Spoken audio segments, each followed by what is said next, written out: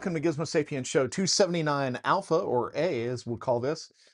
This one is a little time sensitive, so I didn't want it to be behind all the other episodes, even though uh, as we were preparing for uh, our shows for over the next 3 or 4 weeks, it actually, uh, just to be honest, we're winging this one because I don't want to wait to talk about this. But today we're going to call this show Brave New World. Why? Because we're going to talk about episode 1, season 4 of Star Trek Strange New Worlds. Um, Matt and I have gone and forth of all the new Trek Yeah. since Discovery started, um, Strange New Worlds by far has been the best, other than with the exception of, in my opinion, Lower Decks. I thought Lower Decks was good too, but Lower Decks is more of a. Yeah, I was gonna say that's not so much.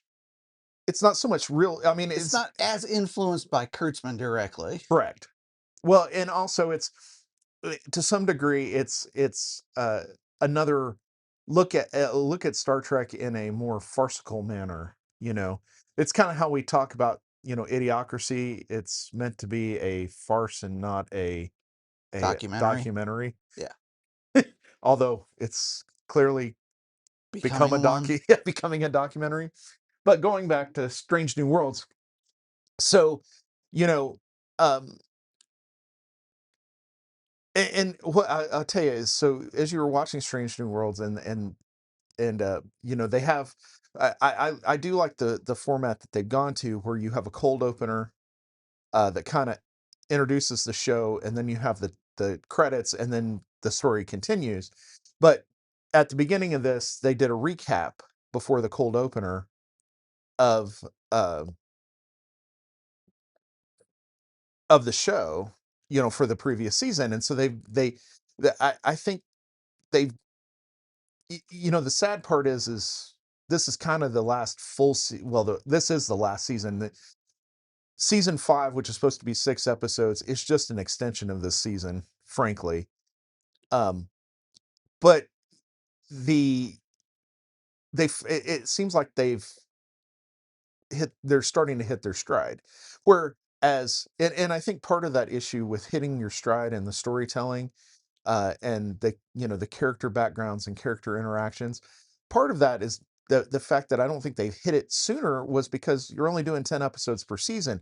Whereas, like, when Next Gen hit season 3 and all of a sudden the show gelled, um, that was because they had like 44 episodes under their belt at that point.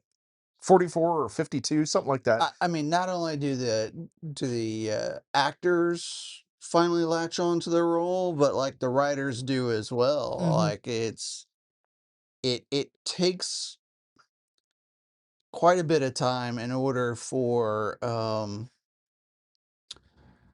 entire team like this to, really figure it out. Correct. Correct. And the other thing is because they do this with every season opener. They've done it that they do a recap of the previous season and the story to that date. And so I think, but in this one, I feel that there's a lot more foreshadowing. The other thing is, like Rogue One and Andor, uh, in the Star Wars universe, we have a cap. Yeah. There's bookends on each side of, so we know what comes after this show, because that's TOS, theoretically.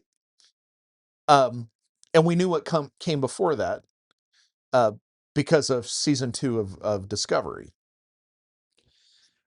Although I'm still not convinced thoroughly that Strange New Worlds is occurring in the Prime universe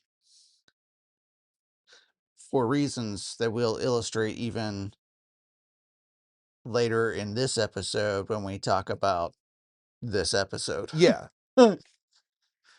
Yeah. I'm still not convinced. But even in Discovery season 2, we established that, at least from a timeline perspective, that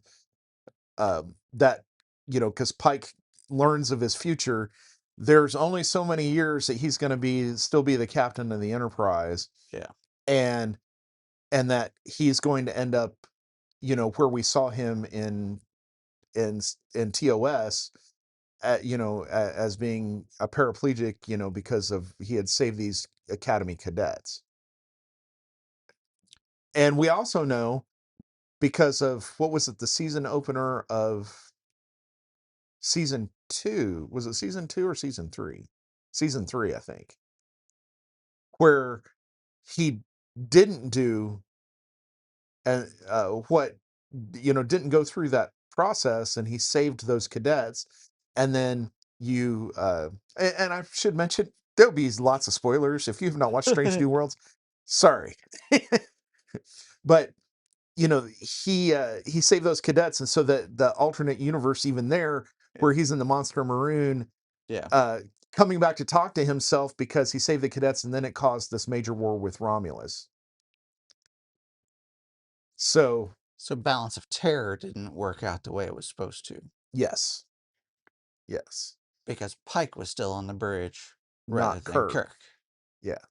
which further enhances why Balance of Terror is my favorite episode of all time, by the way. Just so you know, It's your favorite episode of all time? I it don't is know. my favorite episode. There is no, I don't think I could singularly call out an individual episode of any of the Treks as my favorite. Now there are some that would be my favorites, but not an individual. For the World is Hollow and I Have Touched the Sky is one of my favorite TOS episodes. Um, I just loved the whole concept that these people, lived inside an asteroid and didn't realize that they were on a generational ship traveling to where they were supposed to colonize.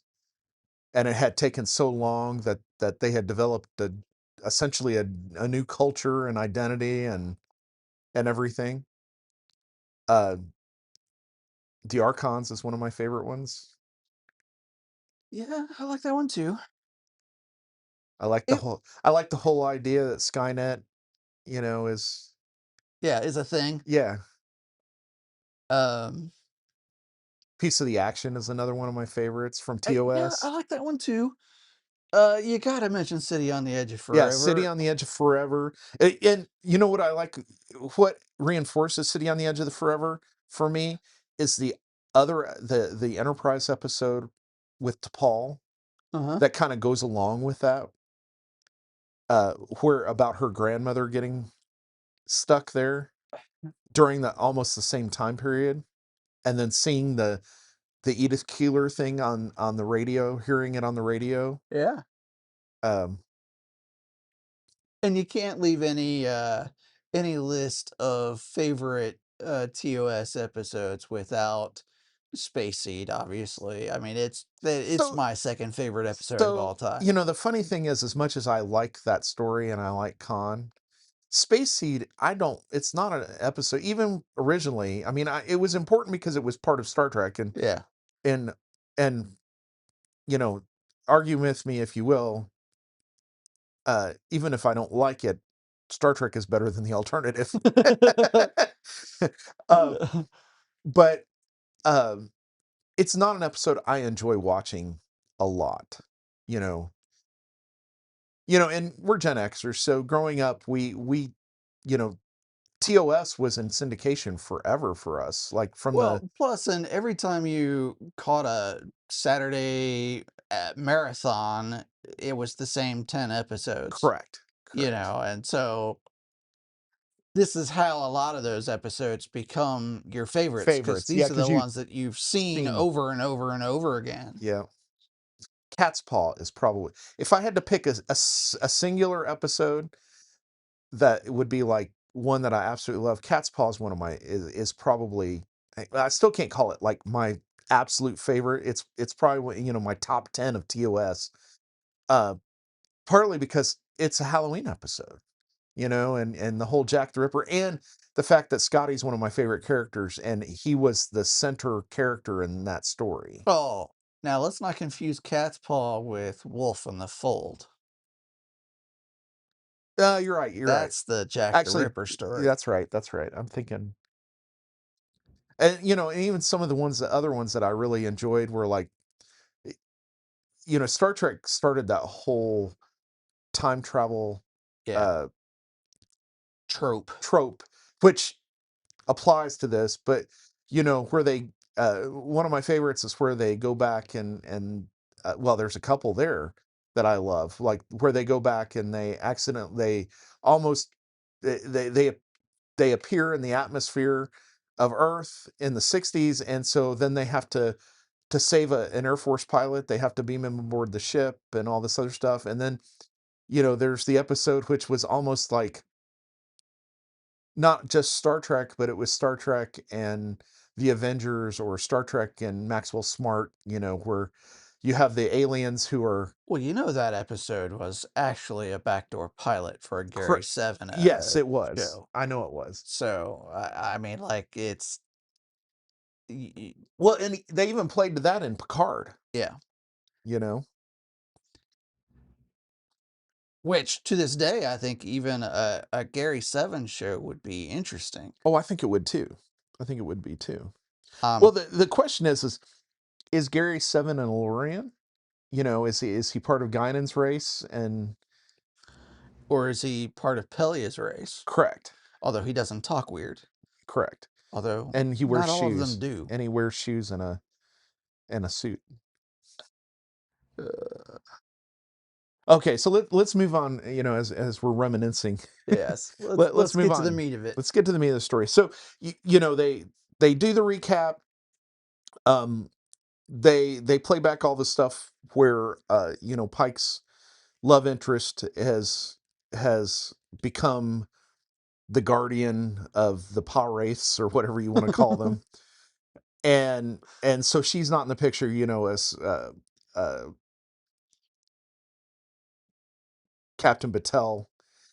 And so we know that that's part of the season, and that's actually part of this episode. And A the key moment a of key this moment of this. episode too. Well, what was really interesting about this episode and what made it so good, because you Matt and I were joking that you know this episode's a banger, but then But the, is it a banger because the bar so low, or is it a or banger because it's a is it a banger? really good And episode? and I think it's actually a really good episode because going back and watching it a second time, Uh-huh. because again, I was telling Matt this morning, I said I was working at a customer site out of state yesterday and then traveling home yesterday. So I got up early to watch it um, in the hotel and while I was eating breakfast and doing other things. And then I watched it again this morning after I got up while I was dealing with the dogs and eating breakfast and answering emails. So I actually got to spend a little more time paying attention to the little things. Mm-hmm. And one of the things that was great about this episode and the writing for this episode was that it had little things. There are so many episodes of the Kurtzman era that don't have the subtle nods Well, they're so to busy smacking you around with wokeism that like they've forgotten how to write compelling stories. good Yeah. stories. This one, I didn't really feel like there was a big woke message that they No. had to deliver. So Actually, like they actually that it it had the felt like right it it had the had. right message. It had the cuz Well, did it though? Let's get to the end of we'll that get to the before end of that we. before, but I think when I say the right message, I mean it had a Star Trek message. It's one that makes you think because again, they were taking a key the whole episode is around the Prime Directive. They don't call it that, but the reality of it is it was an issue of non-interference, and it was also a more a related issue of non-interference because of time travel. because Now, because the whole butterfly effect issue, if you yeah. change the path, you can, the idea is if you killed a butterfly's if you could travel 65 million years ago, if you kill a butterfly, by just the act of killing that butterfly would uh could affect the entire timeline because it would change it, it could change key moments, and that's always been a Star Trek trope, in their time travel. Roddenberry had always wanted to do an episode going back to save JFK. Like that's been another one of those things that Yes. like no matter what happens, you know he's gonna have to die because that's what happened in history. but I have a way to do that story and still save the character. But take him with you. Uh, but that's the part I haven't understood. Why don't they just take these guys with them? yeah. But going on, so just some of the Easter eggs, the compelling moments in the story. So, the story opens up there. The whole idea is, in the cold opener, is Admiral April comes to talk to Pike for two reasons. One is, hey, we're considering to make you a Commodore. So this is foreshadowing because he's a Commodore. We know when Well, fleet captain, we're a fleet captain. which It's the same thing technically, yes and no in the Star Trek universe, but and we can talk about that distinction at some point if you'd like. I get that too. But TNG, the later seasons of TNG and Deep Space Nine, kind of changed that whole play. Did they though? Yeah, because a fleet captain theoretically is the most senior captain in a fleet of vessels. A So small fleet a of small fleet of vessels. vessels.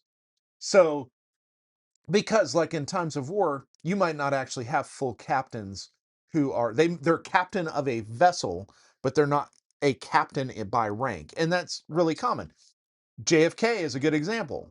He was a lieutenant on a patrol boat, but he was the captain of that boat. He was skipper of that ship.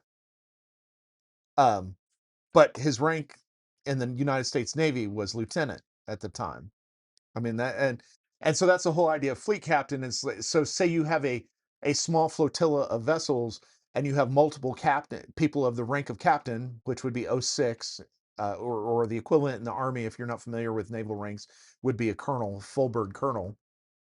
Um, and that the most senior of those officers is what they call the fleet captain, meaning that based on experience and time and grade, they're in command of this flotilla overall, even though they're still in command of their own ship. Just like if you had an admiral, but that gets even more confusing because if you have a flotilla of vessels, even a small one, and an admiral is present, typically the admiral controls the flotilla, but there's still the captain of that ship is the captain of that ship.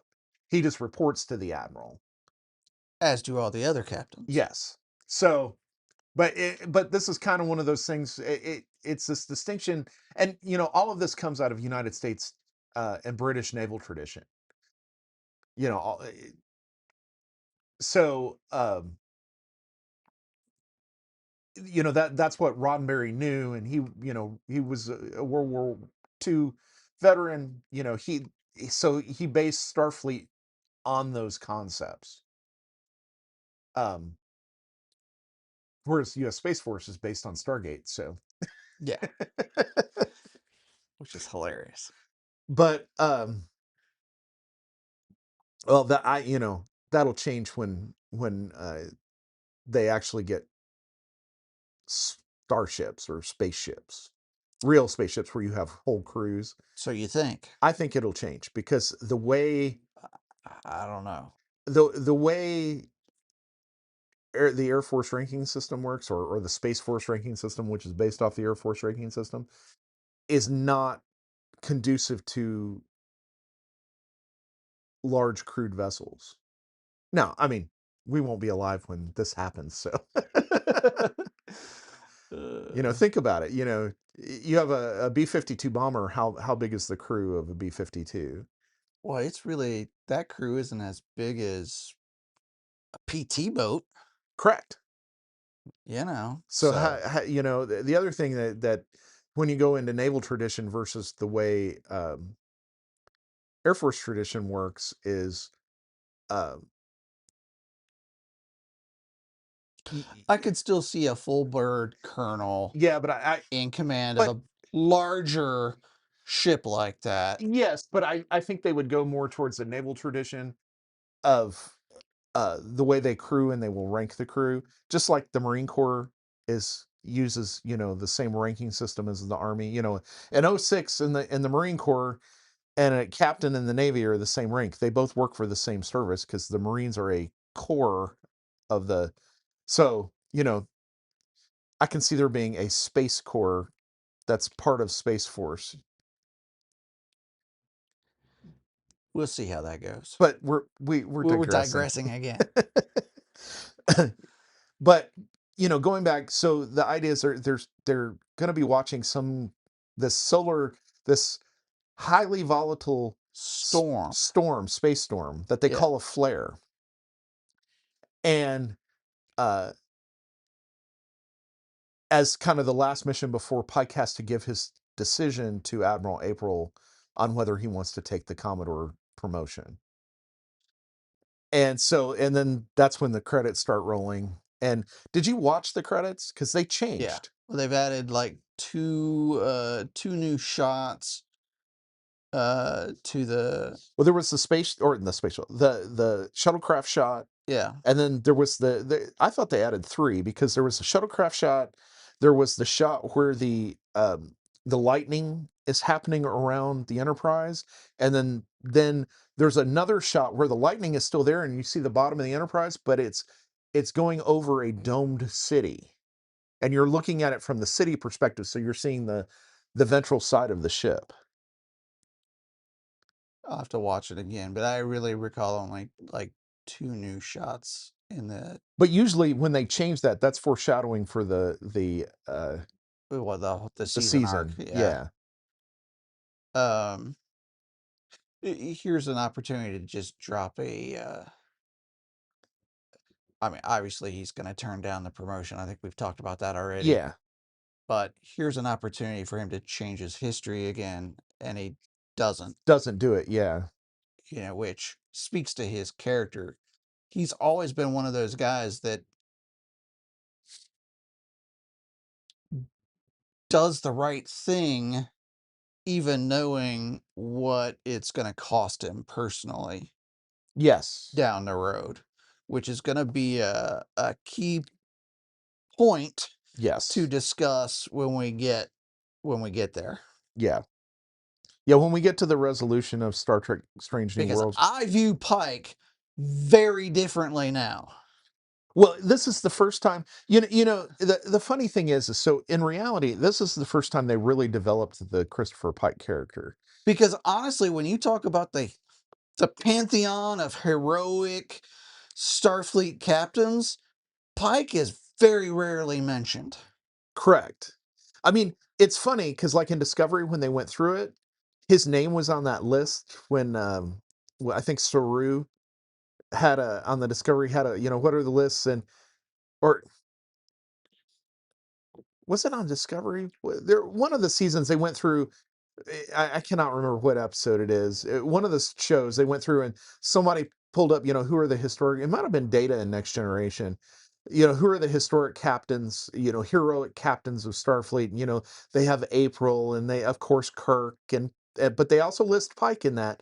But the thing is they had never really developed either the April character very much. Although the April character was developed more than Pike because in the animated series, which is also part of canon, Pike and his wife are play a key role in one episode. Which, by the way, is another reason While why you I think it's question the reality yeah, of because where this is taking we have place. because Pike has been starbucked. Yes, well, racially starbucked Yeah, rather than gender starbucked, but yes. or should we say uh, Athena'd?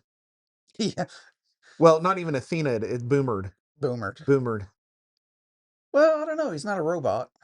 No, but Athena was a robot too in the newer Battlestar Galactica. But if you remember, Athena, who was Apollo's sister, was a different character than Boomer, True. who was a black man. Yeah, And the correct. original Battlestar Galactica, and then when um, the new Battlestar Galactica was done, Boomer and Athena were just robotic copies of the same Yeah. character, Anyway, and they were both race swapped and half gender swapped. But going back to that, but eh, but that doesn't matter. I like the April character. I like what they've done with him I do in too. Strange New Worlds. I think they could have developed him a little bit better than they have, but they are showing him as authoritative figure within Starfleet, and he's been consistent from the pilot to now, you know, and as a recurring character at least. But the other issue,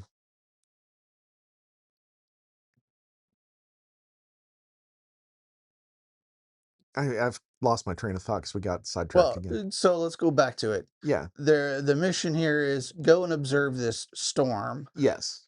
Um, as they start their observations, they pick up. Well, no, I want to Or do you want before. to talk about the Vulcan? I don't want to talk about the Vulcan part. That Me either, part's funny in the beginning, but it's irritating. but it is irritating. Well, there's two parts that are funny, but the one part with the Vulcan cadet is irritating. I that might develop into something else further down the season, because that obviously seems to be because they touched on it at the beginning of the episode and they touched on it at the end of the episode. But if you're not aware, because you may not have seen the episode, and we're going to spoil it for you, there Neota is now the mentor, now that she's a full ensign, a mentor to a new Vulcan cadet who's come aboard the Enterprise. And this Vulcan cadet does not is She's rude. yes, She's Vulcan. she's arrogant, Yes. She's everything that which Vulcans have become. yeah, well, and she's a good example of what Vulcan culture is, even from and why. I mean, what's great about it is when you look at it and you look back to Enterprise and like first season of Enterprise and the Vulcans were so standoffish. Now you see this has to be a cultural thing. Yeah. Um, I mean, when Sarek came aboard in Journey to Babel, we just thought that this was a father-son dynamic. yeah, But no, no, this this is is how they all are, and they're all a-holes. yep. Well, except for Una's boyfriend, Patton Oswalt as a Vulcan.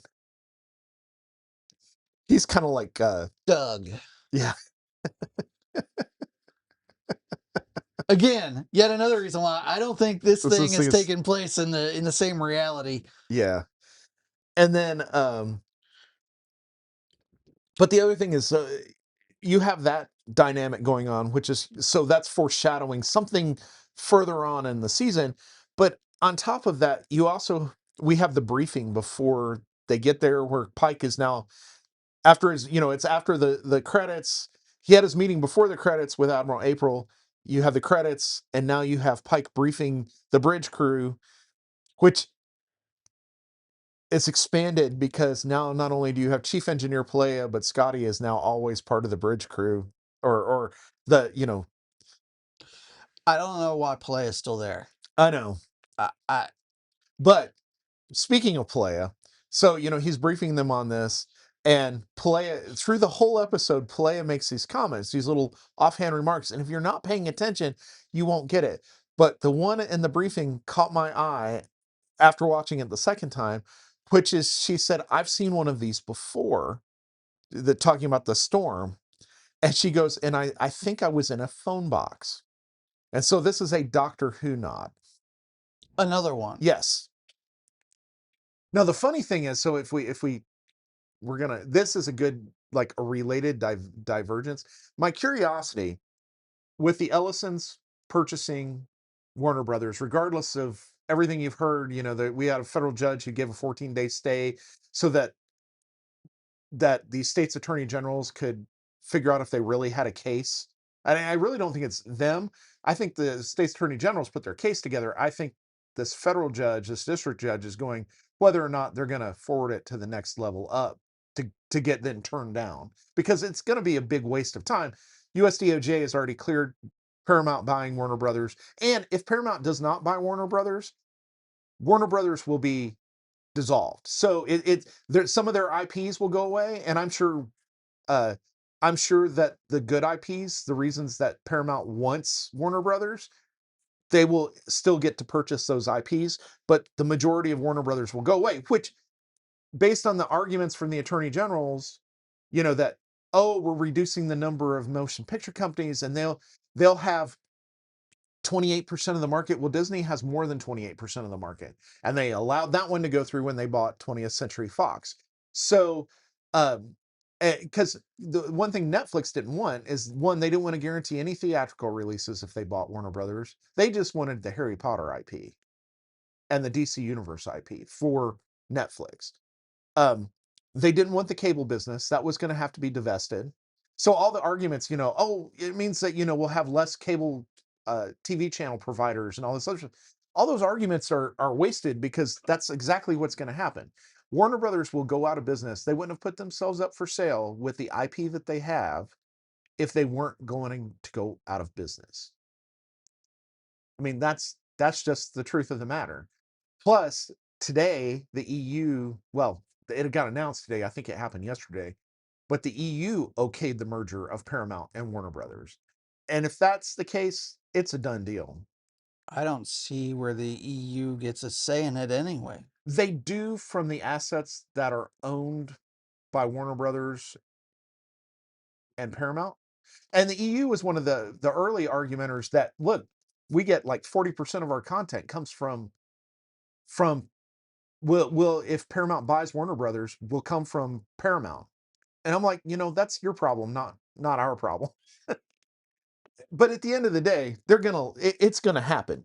It might not close in 30 days like they were planning. It might close in 3 months, but it's gonna happen. Um, because I don't think the state's attorney, particularly, this is one of those cases where the U.S. government gave the state's attorney general a or U.S. government has already done the due diligence, and the state's attorney general, they're not going to do it. And the other thing that's, and this is kind of politically related, is that all the states who filed um, were states that uh, politically align with California.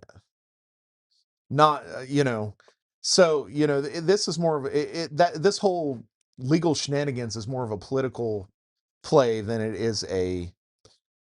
Which is why they didn't play these games with Disney. Correct. Well, and one of the things that's funny about it is Larry Ellison, who owns Oracle, and his son, who technically owns Paramount, David Ellison, they were trying to help the state of California keep money, keep acting, bring movie production back to California, because the reality of it is, like, Paramount, Star Trek Strange New Worlds, Star Trek Discovery, all of those live action, they're all filmed in Vancouver, British Columbia. But now California is like, we want to tax you guys more. We want to do this. And those guys are like, look, we got to run a business and make a profit. We may have to relocate Paramount/Warner Brothers somewhere else, and there are a lot of states like Georgia, Ohio, Tennessee. They're all giving huge tax breaks for companies to come in and do productions in their states. Why? Because uh, one, the states can afford to, but two, they know the revenue that having the productions and stuff bring there, and the jobs that it brings. And so here you go again. Instead of looking for the people who are complaining, like the actors union and the directors union and all this, they're feeding the California government, who is really behind all of this. But at the end of the day, they're just pushing the companies out, and meaning that they're going to strand the people who belong to their unions in a state where they're not going to be able to work. Yeah.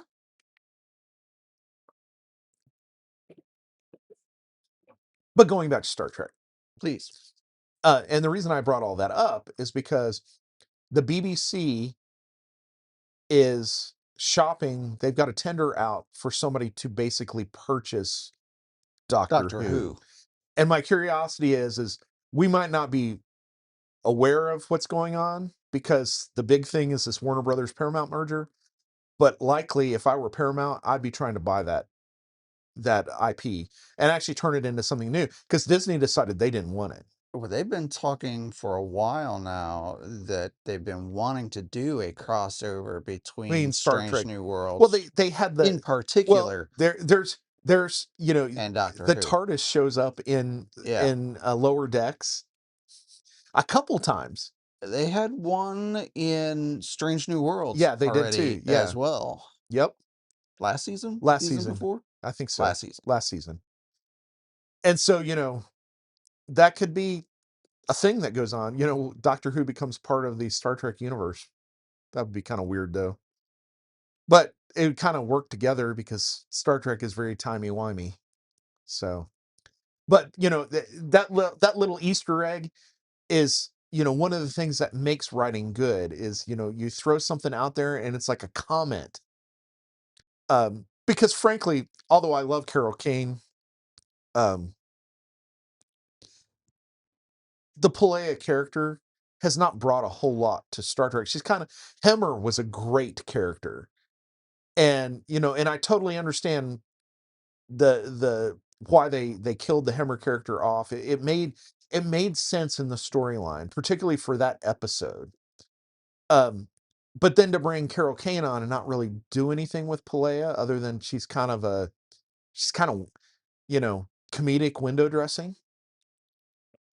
Which I don't really get. Um, Because she wasn't used in season when they brought her in season 2. Again, I think there was one episode where she had a little bit of a significant play, and then but then it was just little quips and comments made. You would see her in the background, or she'd be at the senior officers briefings and stuff. And then at the end of season 2, when they introduced Scotty, all of a sudden Scotty is there. And and then this episode is a good example. When they encounter uh an alien race in this episode, Scotty is the one he introduces as our engineer. He doesn't say chief engineer. He says, "This is our engineer, Scotty." But there's a dynamic going on too, the way they have done it. So Peleia sits on the bridge, and Scotty's like the guy who's running the engine room. Did you notice that in this episode? yeah. And then later on in the episode, he's the one on the bridge because they need him to interact with Ortegas.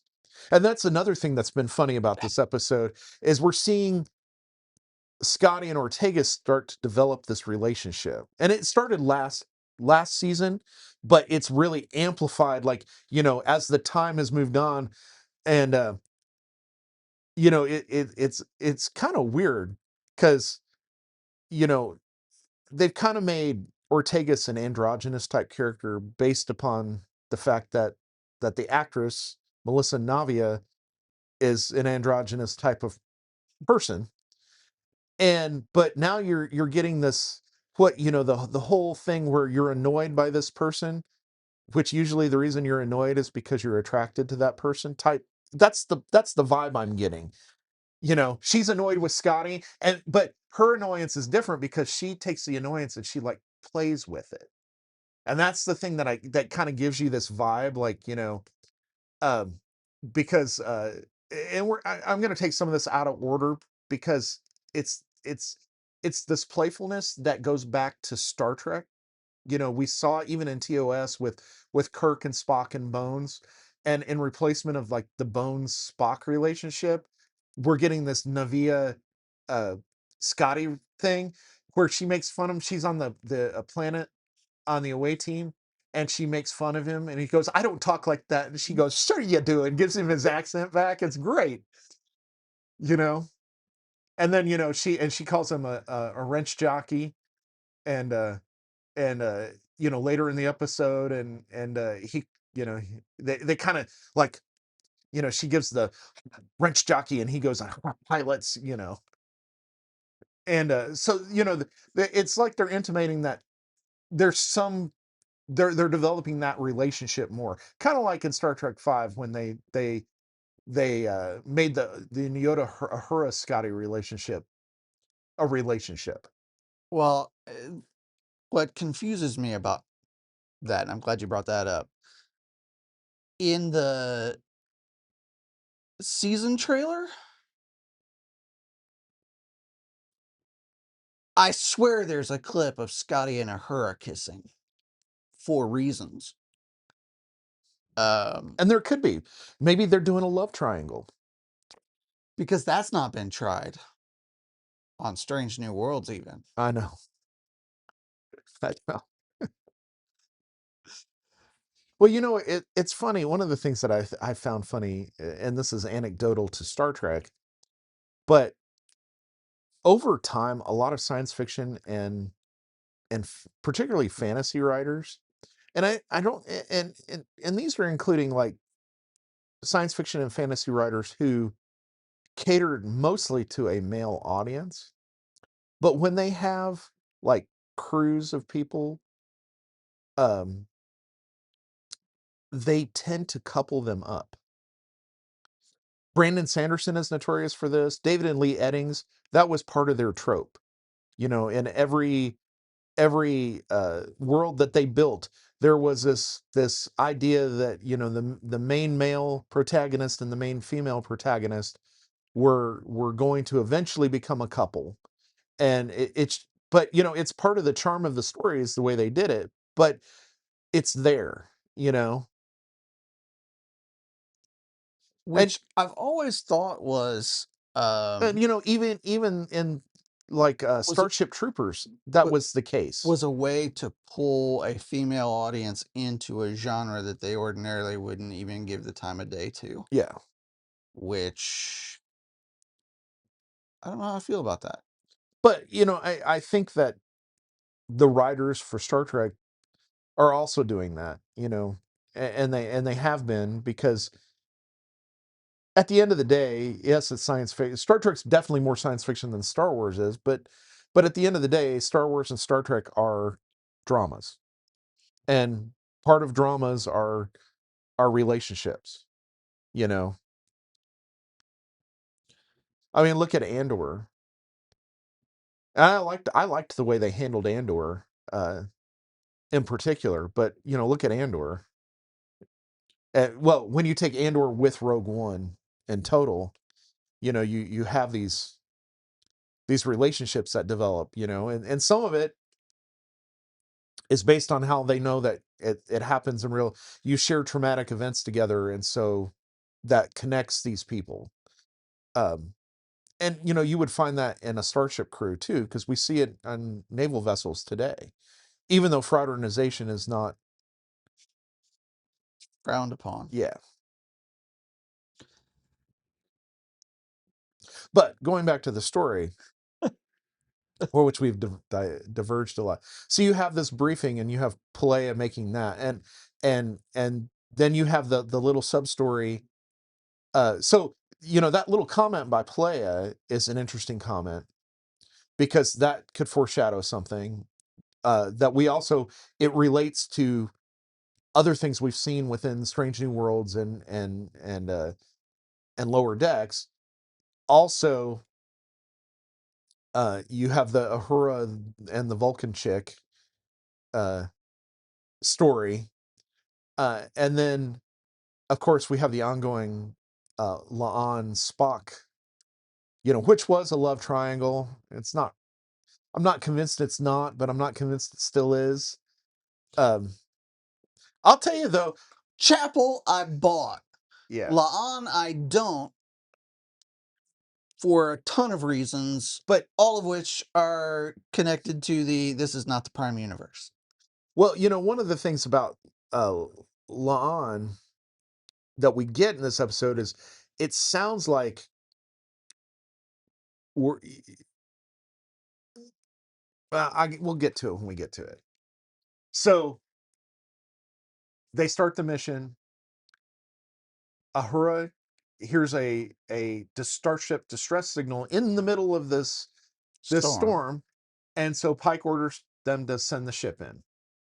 And so then the ship uh, gets tossed about and damaged, and they are Pretty severely, pretty too, severely, really. and they're in a part of space that they don't know, and it's not that they don't know what this part of space is, it's that the computers are all down and the sensors are all down, and so they can't triangulate anything that goes on, and so they need iridium to fix the warp drive, and they scan in the system that they're in.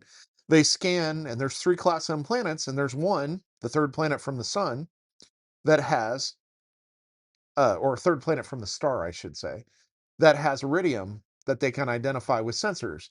And so they uh, they send an away team, Una, Lon, and Ortegas, to go recover this iridium, while Scotty and technically Pelea are are you know fixing the ship. And I should say it's mostly Scotty fixing the ship. Again, I'm not entirely sure why Pelea, other than for comic relief, is part of the story. And and while Scotty is fixing the ship and he's talking to the away team, because they're asking, there's these giant sauropod uh, creatures in the way between the away team and they're like, can you give us phasers to stun it and all this other stuff? Uh, the ship gets attacked, and the ship gets attacked, and the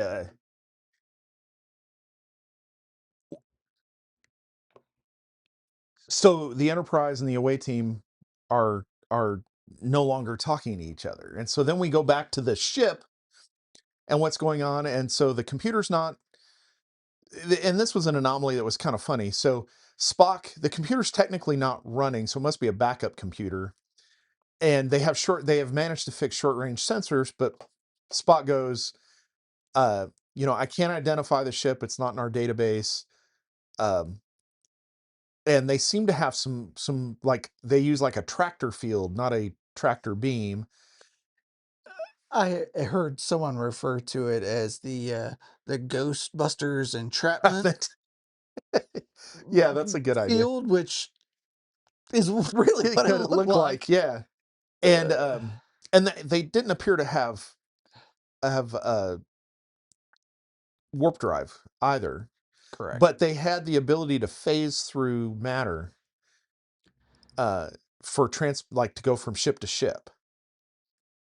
Um, But what was interesting about that technology was that like they had to go back to their entry point well, it's probably in because order to they had exit. they So probably had to like some weird portal technology. well, they probably had it's where like the ships actually touched because they didn't have spacesuits on, so you wouldn't want to phase through. Again, now we're getting into geekydom, but Yeah. you wouldn't want to phase through a bulkhead in the ship that's airtight into vacuum if you can't breathe vacuum.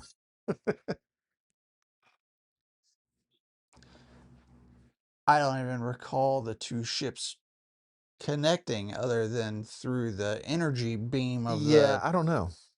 uh I just assumed that this was their way of transporting.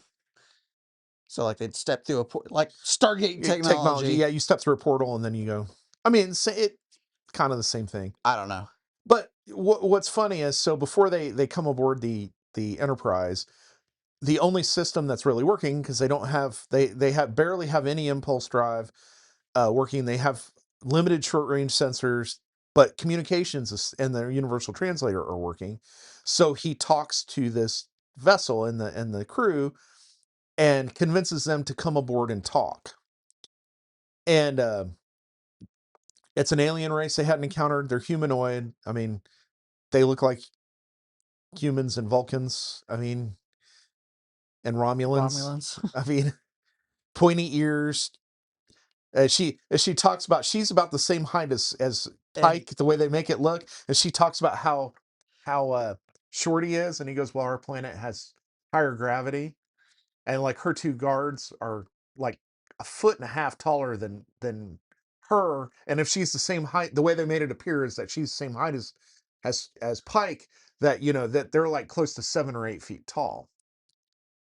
Um, but they go through the whole thing and they talk about the United Federation of Planets and we're not your enemy and and uh Mbenga does something again, now good writing, because the resolution of this is not revealed, but Mbenga does something that would have been something you would normally do. yeah, I want to let me scan you. make since you didn't go through our transporter, which has biological filters, let's make sure there's no pathogens that you brought aboard that will affect us, and any pathogens on our ship that will affect you.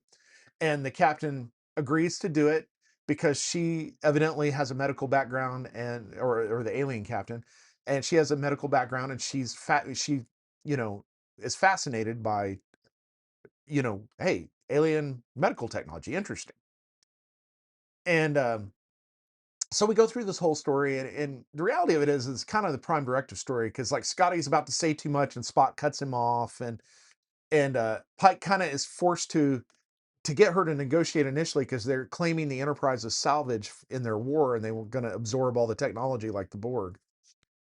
And to get them to not, to let the Enterprise go, she he agrees to show her about weapon systems and all this. Well, during all of this, and he doesn't really show her, they do talk about it. Um, they end up talking to Sam Kirk and was it Chapel, Yeah. about um, communicating, and part of the reason they have such a big science contingent was communicating with this race that they're at war with, called the Doldrum, which I thought was funny. Just think of the name Doldrum.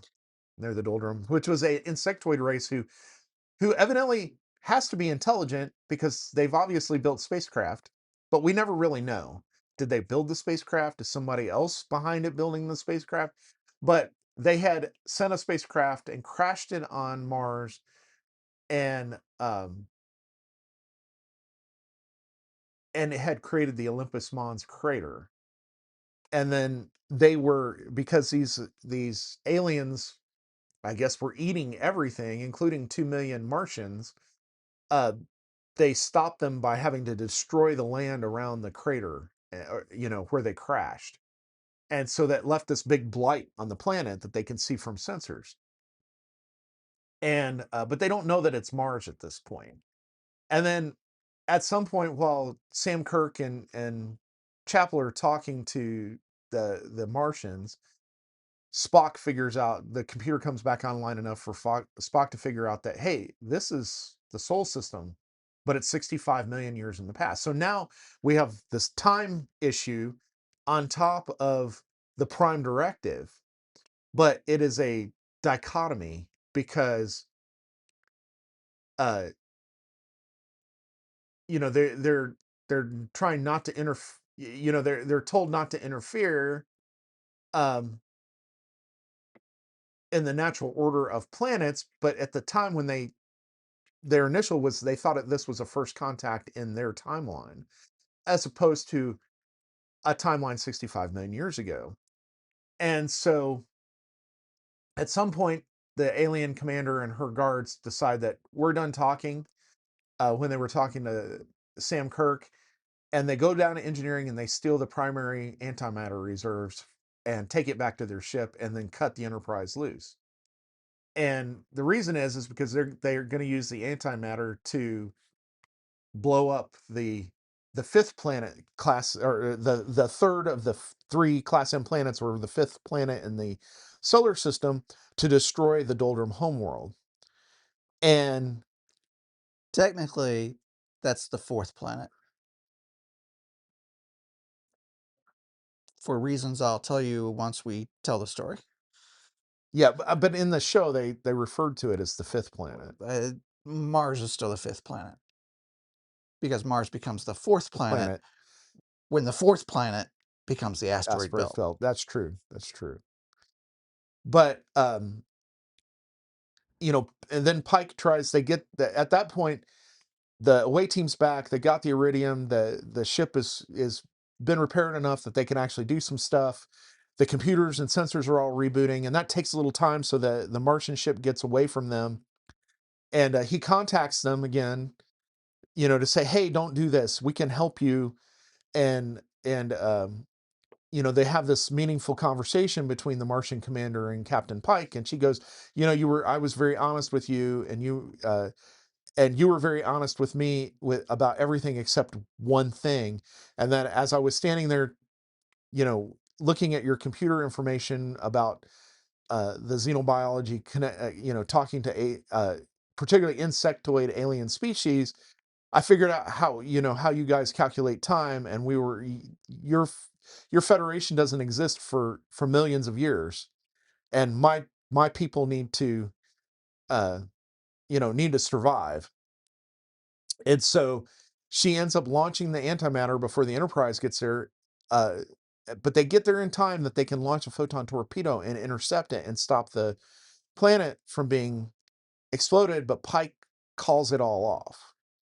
And part of it is part hunch. Part of it is probably his mind in the back end is doing, putting all these historical events together, and he just can't quite articulate it. But so he stops them from intervening in this case, and they blow up that planet.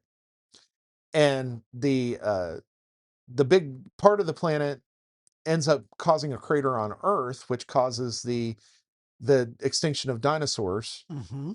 And then the rest of the planet, what's left of it that's not annihilated by antimatter, becomes the asteroid belt between Earth and Mars.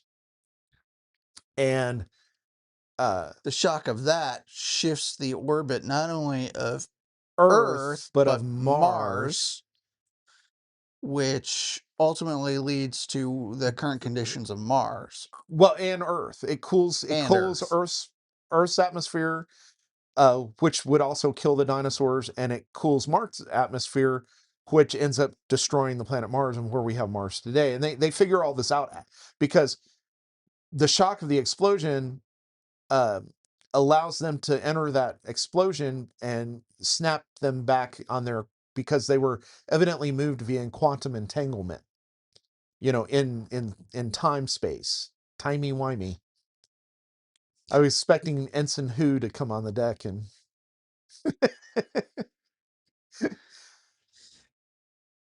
now that would have been funny if you saw David Tennant wearing a Starfleet uniform walk across the bridge in the background. That'd have been sweet. Or Matt Frewer, you know. But but so that brings uh everything back. And so then the next scene you have is the senior staff all sitting in the conference room again, kind of going over what's going on after Pike had another meeting with Admiral April where he tells him he doesn't want to be promoted, but he knows somebody who deserves to be promoted. And then April tells him that this is now classified. We're not going to talk about it.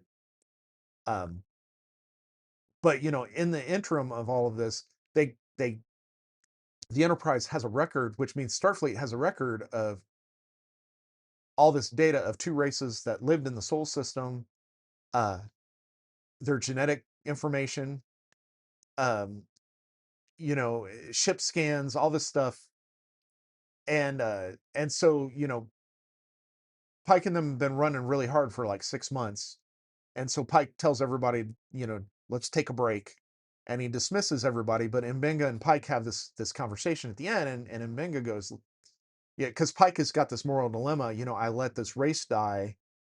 Um, he Technically, let two races die. 3 races die because the dinosaurs are his His responsibility responsibility too. too. Yeah, and and Dude wrecked 3 worlds. yeah, exactly. Uh, But he had finally been able to articulate what went on. That what gave him the hunch to not fire the photon torpedo, which is that if he had done that, the trillions of lives that have existed after the fact wouldn't have existed. Um, so it becomes this dilemma: did he do the right thing? Did he do the wrong thing? And Mbenga kind of softens it because he goes, where I did the medical scan, I got a complete genome of their DNA, and I traced it to other member races of the Federation, and the Martian genome lived on. So some Martians had, gotten to escape their world prior to its complete destruction. which I don't understand how that happens. because they were a pre-warp civilization. So Yeah, but even though here's the thing. So how we're does that talking, work? we're talking, when Spock makes the discovery that they're in the past, he goes, it was specific. We're 65 million years into the past. So, that explosion happens.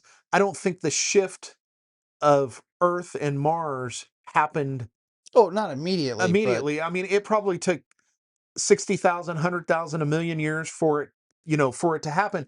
So the Martians, would have had time. The question I would be more interested in is, with humanity, did Martian DNA live on in humanity? Because that would have made more sense, particularly, yeah. hey, there's another Class M planet in our solar system.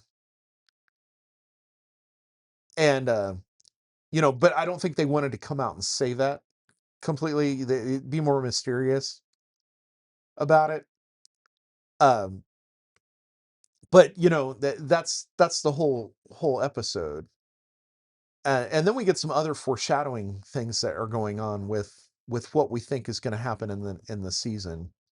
One, La'an, when they were on the away team, breaks her hand. I'm not going to go into how she does it. I'll leave that as something you can enjoy watching, because I watched it twice and it was great. But she breaks her hand while on the away team, and she comes back and she tells Chapel and Mbenga that she didn't feel anything, no pain, no nothing.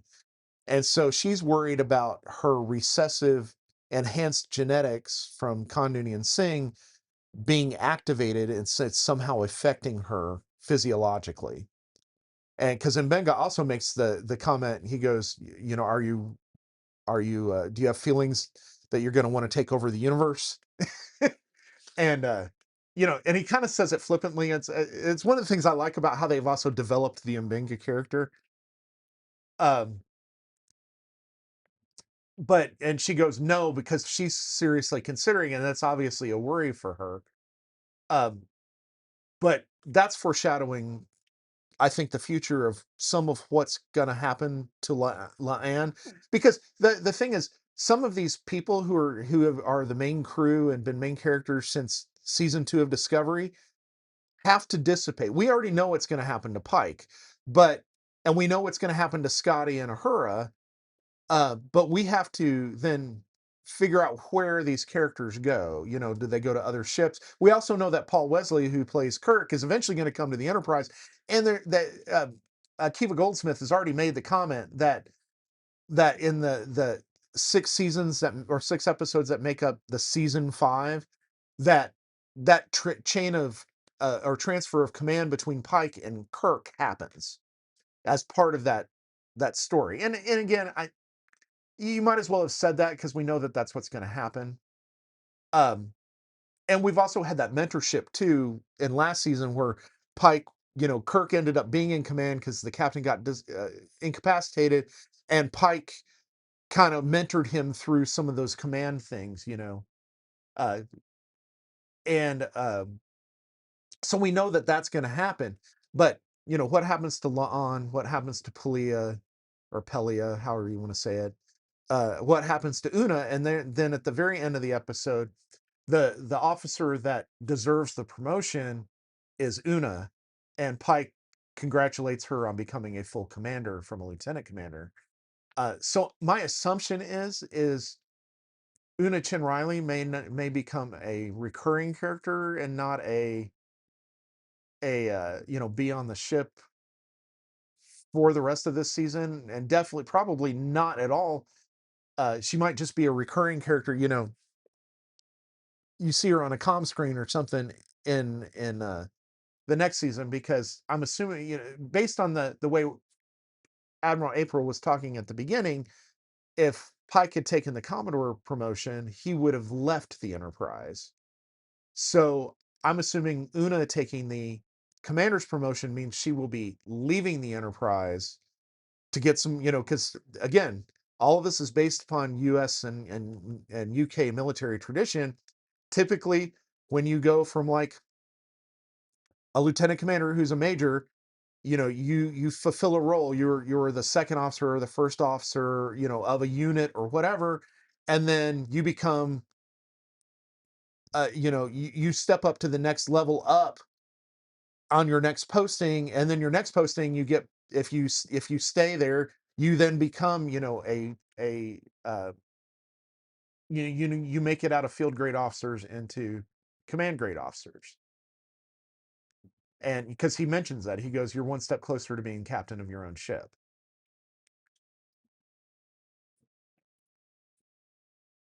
Which makes me wonder what the Commodore job really was, because if they can offer that job to a commander Well, I'm assuming it's an administrative job of some of sort, some sort. yeah, So, so Matt, again, going back to, I thought it was a great episode. it was a great episode. And the more I talk about it, the more I'm like, I need to watch it again. And Uh, there's not been a whole lot of episodes in New Trek since Discovery started that I have gone back and watched it more than twice. uh, uh, the only time I've ever really gone back and watched a show more than once was for commentary purposes. Yeah. This was an episode that I was like, I need to see this one again, because I have some. This episode does not sit well with me, which is A good sign that a it's, good sign that yeah. it's actually a good episode. Yes, absolutely. Absolutely. So now that we've spoiled the whole season opener for season 4 of Strange New Worlds, let us know your feedback. Send it to GizmoSapiens@gmail.com, or leave a comment on our blog post for that episode at www.gizmosapiens.com, and we'll see you on the digital flip side.